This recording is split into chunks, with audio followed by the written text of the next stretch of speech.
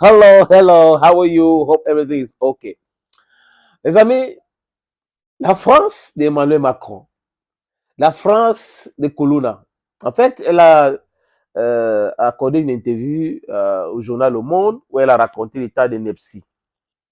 Elle a raconté l'état de bêtises, de soudite et tout ça là. Madame Colonna. Et Emmanuel Macron, à chaque fois qu'il veut parler de l'Afrique, vraiment, on a l'impression que c'est un gamin de 12 ans qui est en train de parler. Cette manque de connaissances vis-à-vis de l'Afrique et cette façon de faire, ils sont hautains dans zéro. Chez nous, on dit, tu veux montrer la poitrine dans rien.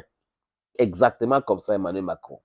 C'est un monsieur qui était imbu de sa personne et qui pensait que la France est restée la France de 1950. Parce qu'à cette époque-là, on n'avait pas la population. Oui, l'Europe avait 450 millions de personnes. Et l'Afrique, c'était quoi?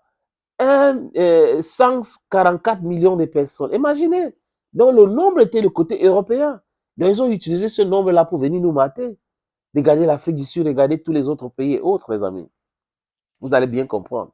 L'apartheid des gens qui sont venus dans le pays des autres, hein, les coloniser et les exclure de la gouvernance et commencer à les mater parce qu'ils sont noirs. Et les Américains, les Européens soutenaient cela, sauf la Russie, qui a tout fait pour aider African National Congress et les autres mouvements de libération en Afrique pour se libérer. FLN en Algérie, Mao Mao au Kenya, on peut passer par UPC au Cameroun. En fait, tous ces mouvements-là ont été aidés par la Russie. Les amis, chers peuples africains, cette France, c'est une France incohérente. Je comprends donc certaines personnes qui demandent un coup d'État en France, qui ont même dit ouvertement qu'il faut que l'armée française prenne ses responsabilités. Parce qu'Emmanuel Macron, je crois qu'il était un élève médiocre. Oui, médiocre dans tout. C'est la raison pour laquelle il allait chercher la femme qu'il a cherchée. Regardez la différence d'âge et la démarche. Donc, c'est quelqu'un qui est un marionnette manipulé par CAC 40, par le système financier, et il pense qu'il est en train de dire quelque chose d'intelligent. Et même Macron devrait être un jeune vaillant, vraiment, qui a de la créativité, qui devait comprendre les choses. Mais il est dans le laisse-brouf. Les amis, regardez ces deux images. Au Gabon, le général Oligui Nguema prend le pouvoir sans effusion de sang. Les Occidentaux commencent à crier la France qui menace d'intervenir au Niger avec ses amis, ses vassaux africains, ne parle pas de l'intervention au Gabon. Il y a le général a prêté serment, Oligui, pas de condamnation vraiment comme ça se passe au Niger. Et boum, les amis, je vois une image, l'image que vous voyez là depuis le début, c'est l'ambassadeur de France à Libreville qui a été invité et il est allé à la rencontre du général. Il est allé à la rencontre du général. Écoutez bien, l'ambassadeur de France à Libreville au Gabon est allé à l'invitation des nouvelles autorités gabonaises. Ah oui, mais et là, vous avez M. Ité, Sylvain Ité, qui refuse hein, une invitation du ministre des Affaires étrangères et des Nigériens à l'étranger. Vous comprenez ça? C'est cette façon de faire bancale. Vraiment, ça dit qu'on se pose la question, est-ce que les gens sont encore normaux ici dehors? Votre ambassadeur, vous, Emmanuel Macron et Colonna, qui dit à l'ambassadeur, non, non, non, si il vous a invité, ne part pas là-bas vraiment.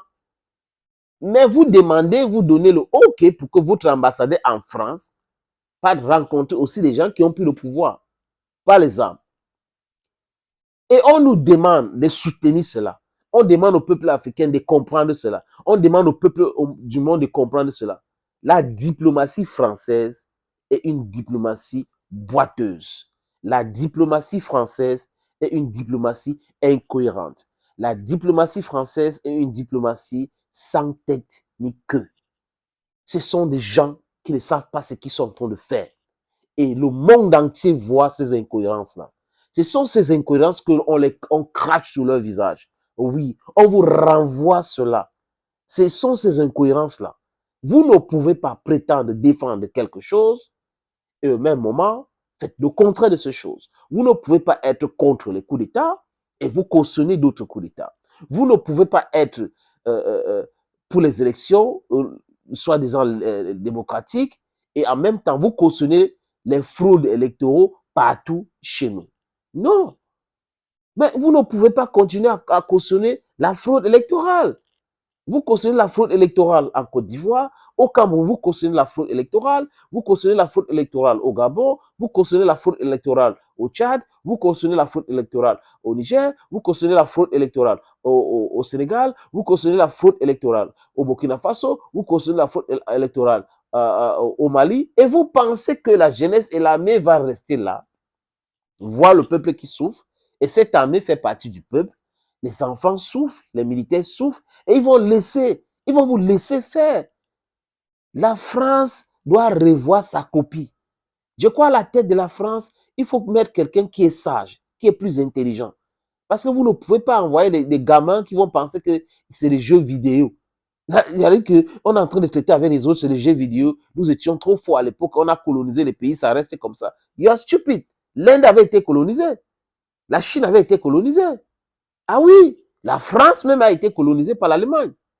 Mais donc, open your eyes widely and understand the situation. 2 poids, 2 mesures, les incohérences de la diplomatie française. Et c'est de ça qu'il est question. On prend tout cela, on vous renvoie que regardez, votre ambassadeur à Libreville est allé à la rencontre des militaires au pouvoir qui ont chassé Mbongo. Oui, Ali. Alain Benaz, si vous voulez bien. Et votre ambassadeur au Niger refuse d'aller à la rencontre des nouvelles autorités nigériennes.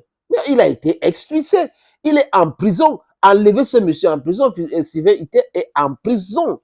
Sa situation est compliquée, complexe. Il est emprisonné au Niger. Il est sans papier, il est persona non grata. Et les militaires au Niger, français au Niger, sont en train de souffrir. Ils sont dans les camps militaires en train de jouer avec les cartons et autres. C'est très compliqué pour eux. Les gars sont en train de souffrir, les amis. Dites à Macron, ceux qui vont partager cette vidéo ou ceux qui connaissent Macron, je sais qu'ils regardent cette vidéo, Macron, les militaires français au Niger souffrent. Ils ne peuvent plus sortir dans leur base militaire. Ils sont dans la prison. Ils ont été emprisonnés par votre stupidité. Et Sylvain Itten a été emprisonné par votre stupidité. Il est en prison au Niger. Les militaires sont en prison au Niger. Et les amis, le premier ministre nigérien l'a dit clairement. Ils sont en pleine négociation pour que ces gens-là quittent le Niger. C'est de ça qu'il est question, les amis. Thank you, friends, for watching this video. Hey, stay blessed and God bless you. Bye-bye.